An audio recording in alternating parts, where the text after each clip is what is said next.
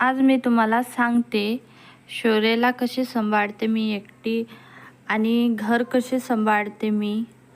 सासू नसल्यामुळं मलाच कामं वगैरे करा लागते घरातली. मग सकाळी उठली, शौर्याचे पप्पा जाते जॉबवर, ते 10 वाजताच घर सोडते तर 6 वाजता घरी येते. नंतर आणखी 7 वाजता जाते तर 9:30-10 वाजता घरी येते रात्रीला.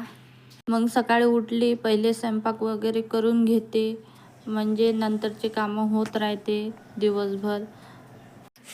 आज मी जेवणामध्ये पातोळ्याची भाजी केली होती. पलंगाच्या खाली कांदे वगैरे टाकून दिले, झाडू वगैरे मारला.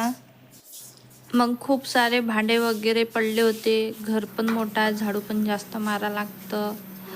मग मी भांडे वगैरे घासले.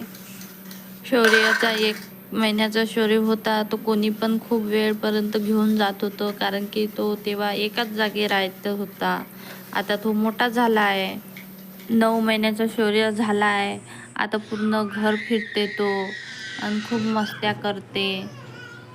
लहान लेकरू कसं पण राहते, पण थोडंसं मोठं झालं का खूप लक्ष द्यावं लागते.